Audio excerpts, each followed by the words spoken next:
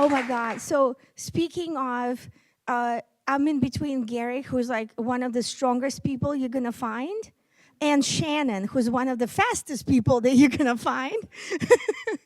um, and I have to tell you, I was enrolled as a 7-year-old in both figure skating, ballet, and music school. And I remember distinctly, I was like, oh, figure skating and ballet, I can see how many kids are in the room. And I know for sure for figure skating, they got the stadium for free. Like city gave it to them. So I'm trying to work out the P&L. I'm like, hey, so what are you paying your coaches? I got booted out like it wasn't even 3 months. Let me tell you that. They're like, this kid has no winning spirit, and she's asking all the wrong questions. And you know what? I'm still intensely curious. Bennett hit it. Yeah, I'm still very, very curious about the P&L of any enterprise, including any sports enterprise. And that relentless curiosity is really what you need in business. Do you know what I mean? So I ended up looking at business through the lens of what is going on, what is the game, how does this game compare to that game, and what are you supposed to do to win in it, and what can you do to innovate so that you are really the person who can drive the outcomes there, right? And so I'm going to approach my presentation, let's go to the next slide, exactly from that perspective, right? Because I really want to delve into what is a family office. Is this the game that an athlete should really be in? Is this a good game to play? And if you're in it, then what is the winning strategy? So that's really what I want to talk to you about today.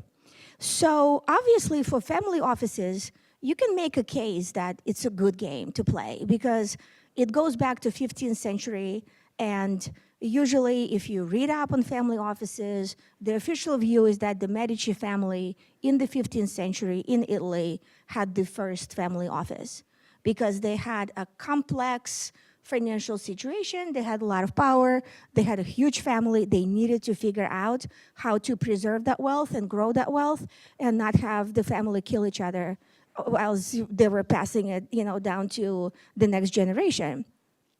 In the United States, if we look at, go to the next one. So it's usually the JP Morgan family. It's the 19th century where this is becoming kind of the thing to do, and other families become interested in what is JP Morgan doing? Because he was in the know on a lot of political stuff as he was building the financial empire. So obviously then people start getting interested. What the heck is this all about? Go to the next one. But primarily, why is it a concept that's never gonna stop being interesting to people? I will give you the only reason behind it. There's really, it's just math behind it. That's all it is. It's as simple as that. So our brains are not built to understand exponential growth. This is a well-known fact. You can go to psychology books. They will tell you that we really do not comprehend how exponential growth happened. Our brains are created to think in linear terms, okay? So we really cannot comprehend how you can take $1 million and if you double it every 10 years, within 100 years, which is basically 3 generations, right? So it's the mom and the dad, it's your kid, and then your grandkid. So really, it's really hard for us to comprehend that if you have $1 million and you invest it and it doubles every 10 years, that your grandkid is gonna end up with over $1 billion. Yeah. So it goes kind of like this. Okay, it goes like this, because imagine that you double from $1 million to 2 and 2 to 4 and all that, but when you're at $500 million, you're gonna be at $1 billion in 10 years. And if you have $1 billion, you're gonna be at 2 in 10 years, right? So all of that doubling really picks up when you're talking big numbers. And for anyone who's taken a finance class, there is a rule of 72. Do you guys know like what a rule of 72 is? Okay, okay, finance majors. I'll tell you what that is. Go to the next one. The rule of 72 tells you that in order to double any amount in 10 years, you only need to grow at 7.2%. That's it. In other words, you don't win through taking on a huge amount of risk.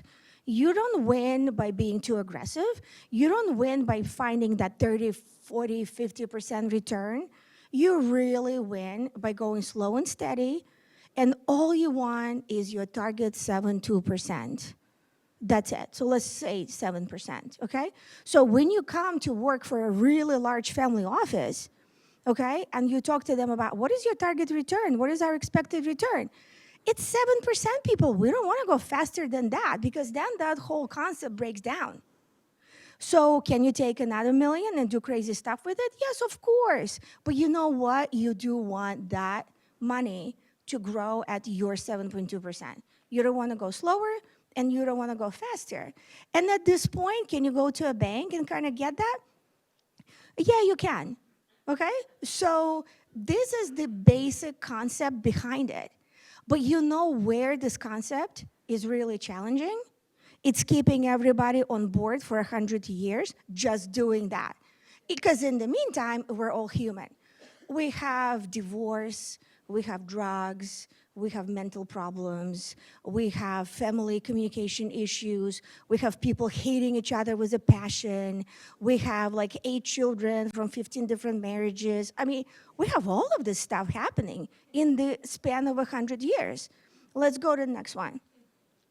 So when people say, oh, we have wealth entrenched in the country and all of this stuff, this is a complete lie and fabrication. It's not. Because I have to tell you that statistically, when we look at families, only 30% of them, this is 1 out of 3, manage to pass along that wealth to the third generation over 100 years. Okay? It's 1 out of 3. 70% do not. And good news about today, you're going to learn about what happens because we have statistics around that as well. And I pulled that together for you. So let's go to the next slide. I'll tell you exactly what goes wrong, okay? So according to statistics, here's why all of these losses happen. Now, 3% pick the wrong attorney and the wrong tax person, only 3%. Then you have another 8% that just has like a terrible governance structure. So, you know, the way that they set up the entities is wrong. They don't have the advisors, they don't have the board meetings. Okay, so combined, that's like still 11%, right? So that's 1 family out of 10 only. But what's really interesting is that the majority of the issues, why do they happen? They happen because communication breaks down and people hate each other with a passion. And they would rather lose all of this money to stick it to somebody than to pass it along over 100 years. And not only that, when they don't hate each other with a passion, what happens is that they don't train their kids. They don't explain anything to the kids. So the kid is looking at it and says, you know what? I'm supposed to not spend on this and not spend on that and grow all this money. So maybe instead of $1 billion, we're going to have $800 million. And you know what? We're still going to be fine. But I want to do this and I want to do that and I want to invest in this and I want to buy that. And so there's no real mechanism to prepare your next generation to be as hardworking or as studious, as motivated, right? And all of this stuff, like none of these things happen. And so all of a sudden, things break down, right? And they break down more than they do not. They break down 2 times out of 3. Let's go on to the next one.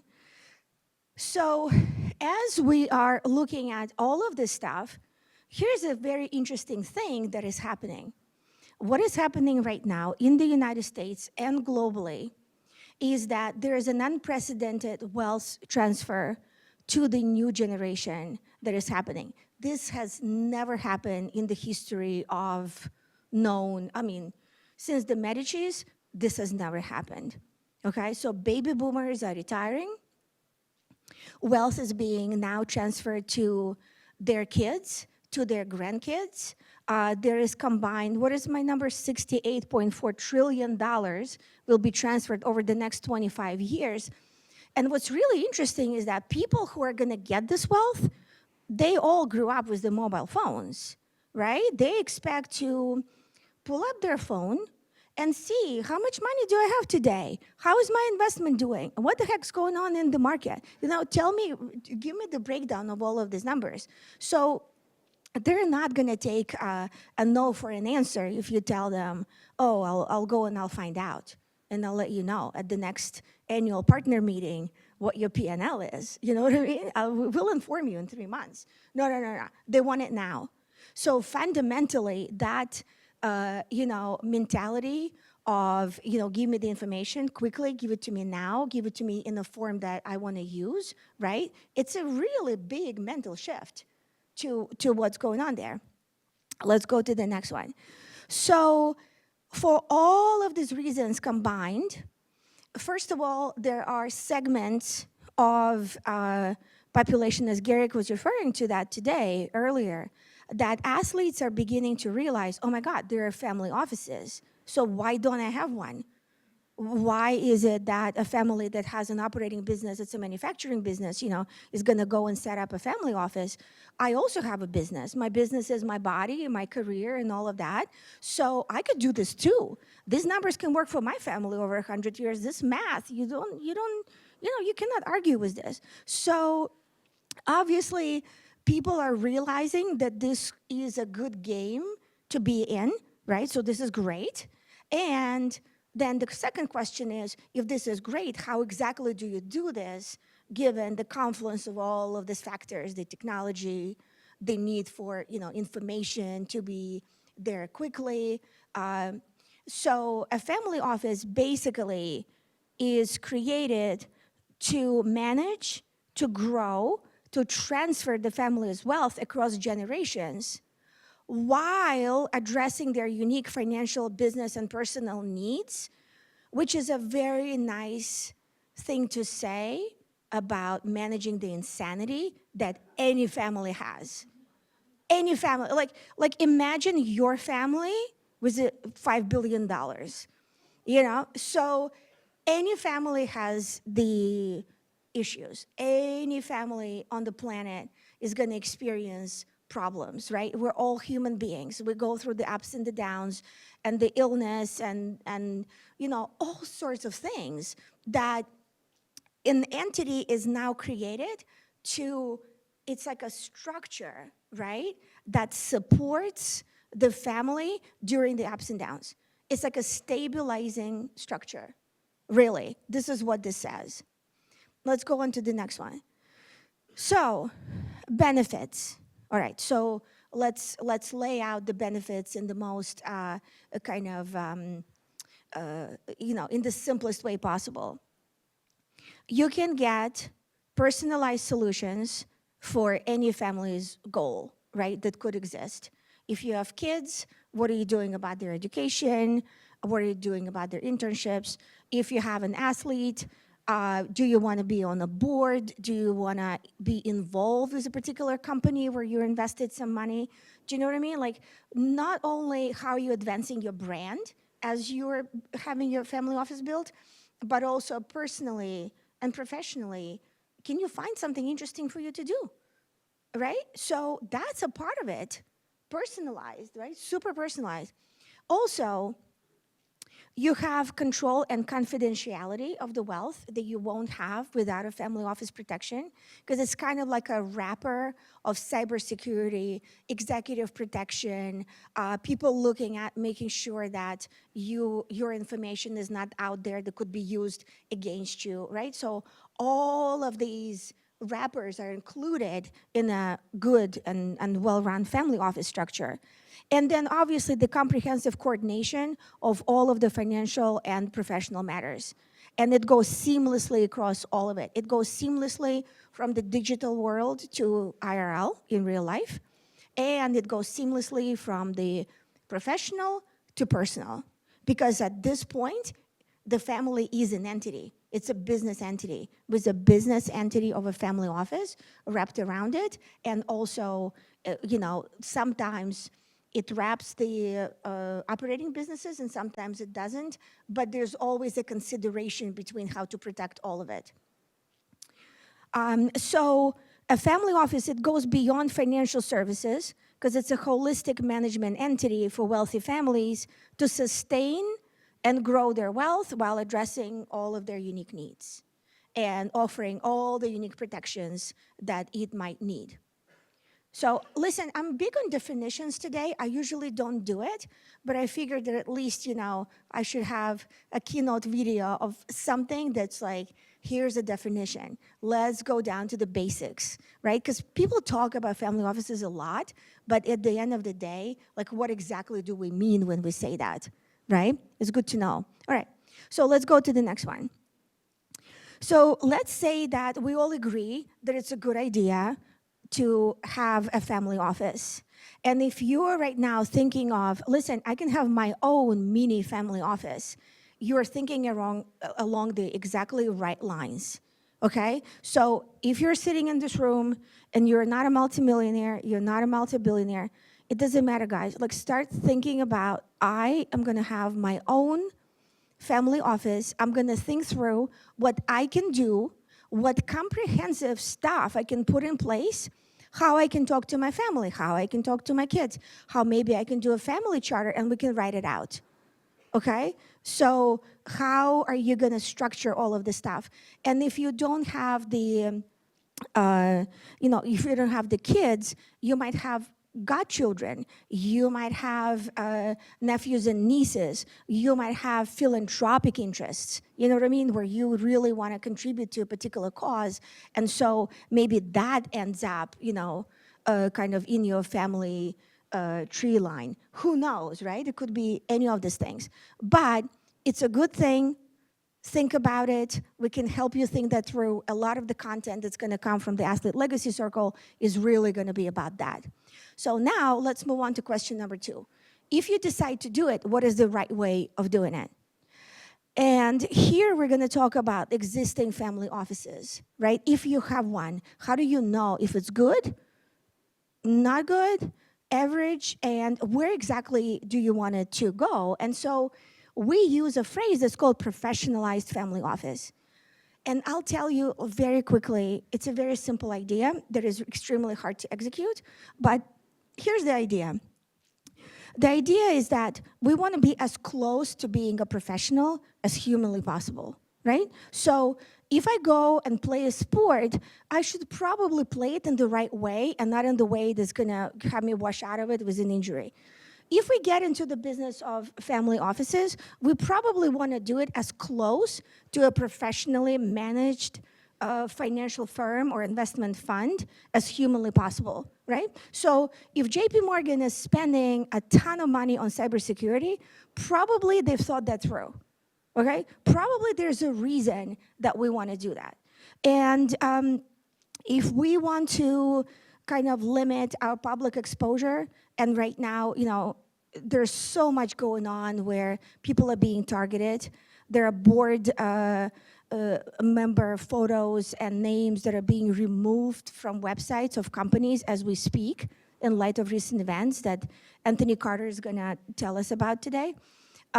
So some of the things that are going on, we need to be aware of them, right? The privacy, the confidentiality protections, et cetera, et cetera, et cetera. So a professionalized family office is gonna be as close to institutionally managed money as humanly possible.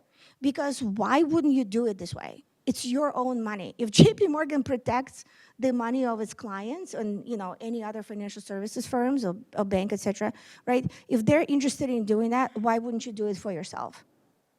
That's it. So a professional's family office it operates with a high degree of structure, governance, and expertise, similar to a corporate or institutional entity.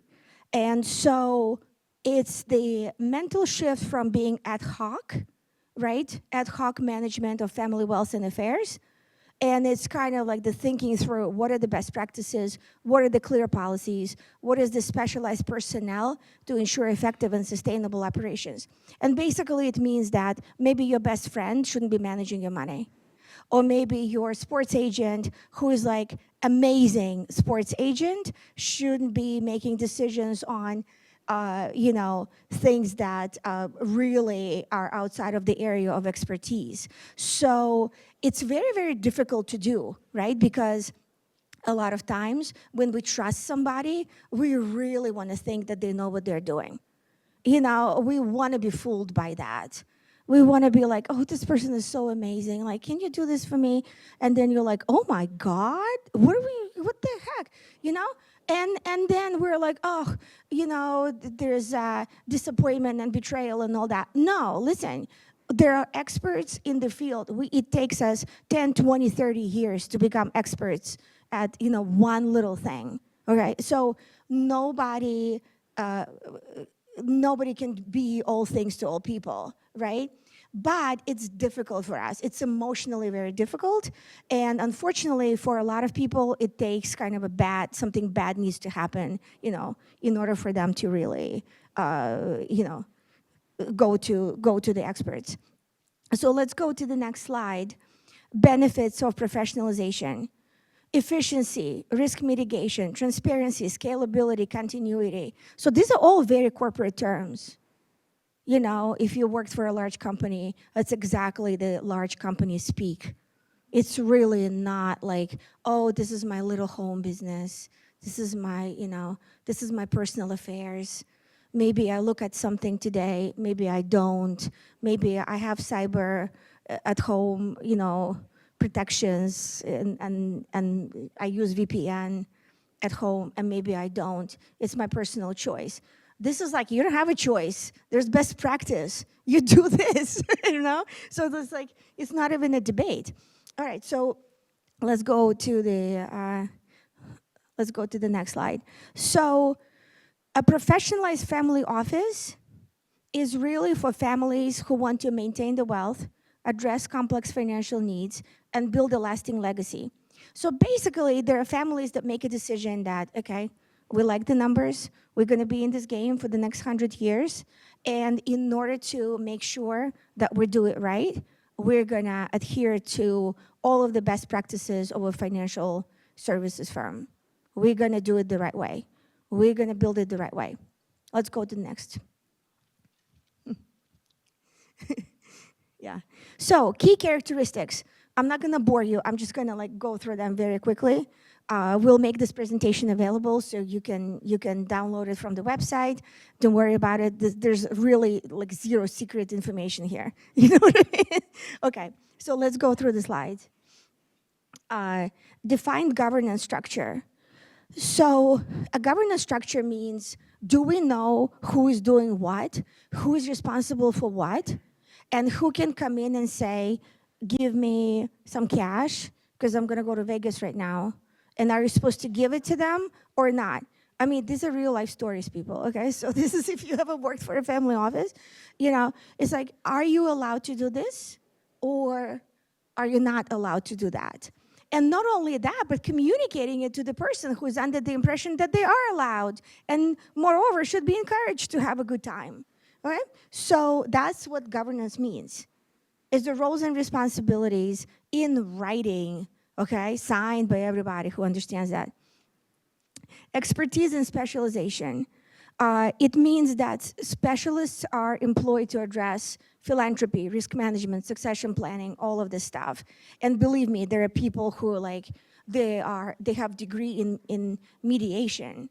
And what they know is how to put two people in the room and actually have them speak and work through the issues. And it's like a miracle, you know what I mean? Because they can actually pull that off for some reason.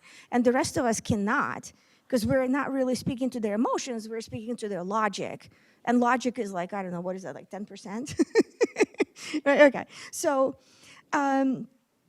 Let's go to the next one. Standardized processes and standardized policies. So any professional organization is going to give you like, here's my standard operating procedure list, okay? Here's how we do this, here's how we do that. So documenting all of this stuff is super important, especially when it's a person who's like starting with a family office, doesn't really understand like what exactly needs to happen. How do you move money? How do you make this all these approvals? How do you create all these internal controls? Focus on long-term sustainability. Oh, it's here. So it means that there is some kind of a balance between what you need today and what you're going to need in 100 years. And how do you actually balance all of that, right? Because all of us have positive preferences. Today is more valuable to us than 100 years from today. So how do you allocate your dollars? How do you allocate your time? Which projects do you take on? What legacy do you create, above and beyond the money that you can contribute? Do you have the wealth of expertise? Do you have the pool, and influence within your community, right? Because when Garrick says, oh, people are coming to me, they're asking me about this, he's sharing the information. So he's using his influence to really bring people into this informational field where they're gonna be like, oh, okay, here's what's going on. And that in and of itself is a balance between today and tomorrow, because you could be, watching a movie, right? Or just like taking a walk or doing nothing, which is also kind of cool, right? But we're all here today instead of just chillaxing on a great Saturday day. So, obviously there's something that we're all interested in, and maybe it's getting information, maybe it's making new connections and all of this stuff, but we are weighing today versus tomorrow for all of that. So clearly this is an audience that's really like, balanced, right? It's not about relaxation only. So let's go to the next one. Tech and data analytics. Listen, everything is tech driven these days, but it costs money. So that figuring out, how much do you want to invest and how tech savvy do you want to be versus, can you just postpone it and say, okay, whatever, something's gonna, nothing's gonna happen. So there is statistics on how many family offices were attacked and how many family offices have cyber defenses. And I'm just using it as a stats because there was a recent JP Morgan report. So it turns out that over half of the families have experienced some kind of an event where their information is stolen or there's ransomware, like something that really impacts their privacy, their data, their wealth. There is virtual kidnapping, where people claim that they have a loved one, they really don't, but they manage to scare you to a point where you really cannot, think straight, and people send the money out, and then it turns out that nothing really happened. But how do you know if they keep you on the phone? So there are all sorts of things like that, and yet I think that there's like 1 in 5 families or 2 in 5 families have absolutely nothing. Like nothing, zero plan. If anything were to happen, you don't have anybody to call. And just rationally, logically, listen, even if you don't have a plan, fine, at least have one person that if anything were to happen, I'm gonna call that person and I'm gonna ask them what to do, okay? Not even that. So a lot of people kind of get, a little bit more intelligent and together about it only after some kind of a negative event, which is, yeah, we can do that, but there's a better way, right? So separation of personal and family business affairs, where is the line? It's my business, it's my family office. Like, where is the line between personal and where the family interests begin and all of these things? I mean, these are not trivial questions, right? This is like we're getting into the egos, into emotions, into all of these other considerations where honestly, if you don't have someone who's neutral there, it's very, very hard for people to really make sense out of, any of these things. Okay, and then commitment to education and commitment to communication. This is why 2 out of 3 families fail, right? And so it seems very easy to say, oh, okay, you need to get your kids involved at an early age. You need to explain to them what's going on. You need to do all these things. They sound very simple, but it's extremely difficult to execute on that, right? It's not a problem of understanding it. It's a problem of acting on it. And where do you begin and all that? It's very, very tricky. So a professionalized family office, what am I saying here? That it mirrors the standards of the top firms, right? It looks at what are the best of the best doing and how close can I get there. And of course, there are baby steps, right? You're not going to go from 0 to 100, but at least it's like a step in the right direction, right? And the understanding what that general direction is. Balancing personalization with professionalism. It's like, I want things my way, but the best practices are the exact opposite. So something has to give. All right. And if I were to summarize all of this stuff, okay, let me see. What is my summary? Access to, on the investment management side, access to networks that can give you really, really amazing opportunities. Not just like the deal flow that everybody gets, 100 emails a day, here's I can do this and can do that. So access to people who are doing real stuff, who they've already founded companies, they've been successful, they're exited, they're doing their next, 5th venture, and they're gonna nail it. You know that they're gonna nail it because there's all this evidence of what they've done in the past. So access is super important. Institutional level risk frameworks and standards and governance, we talked about that. Cutting edge tech. Strong emphasis on confidentiality and being able to scale and being able to be innovative, which is really based on doing the best practices, because it's much, much easier to be innovative and to be out there and to be cutting edge when everything else is stable. If everything else is falling apart and you're fighting your next cyber attack, it's hard to be really focused on growing it and taking it, further. But it's that combination of stability and really being able to be cutting edge and innovative that sets professionalized family offices apart. And now we're on our last slide. I want to summarize. Family offices are not going away. There are more and more created. If you look at the number of family offices in Asia in the last 5 years doubled. There are constantly new family offices being set up. It's not gonna go away. My prediction is that there are gonna be some smaller family offices set up where athletes are gonna be like, you know what? I want a way to manage my wealth.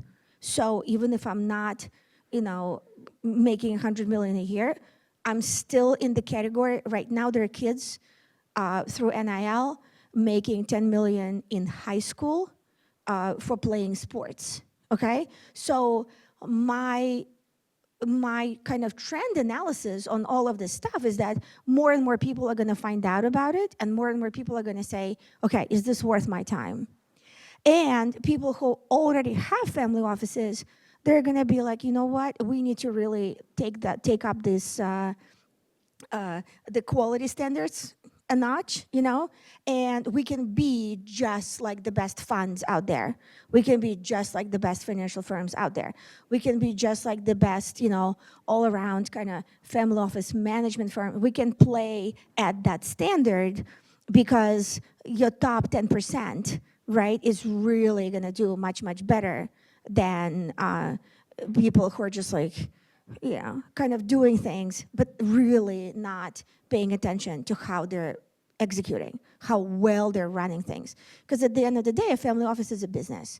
right? It's run as a business, and it will succeed or not as much as any small and medium-sized business is going to succeed or not, right? Because usually there are, I don't know, up to 60 people in the largest family offices, that are out there, and sometimes there are 3 people, there are 10 people. So managing it is sort of like managing a small and medium-sized business. So this is where it's going. I really want to thank you for the opportunity to talk to you about this, especially in the context of athletes. I think it's really interesting. I think that athletes are really, listen, the top people who play professional sports, they're very together, they're super organized, they have a winning mentality. And I want to welcome Shannon, who is going to talk to us about the medalist mindset. And I think that she's going to shed some light into what it takes to win.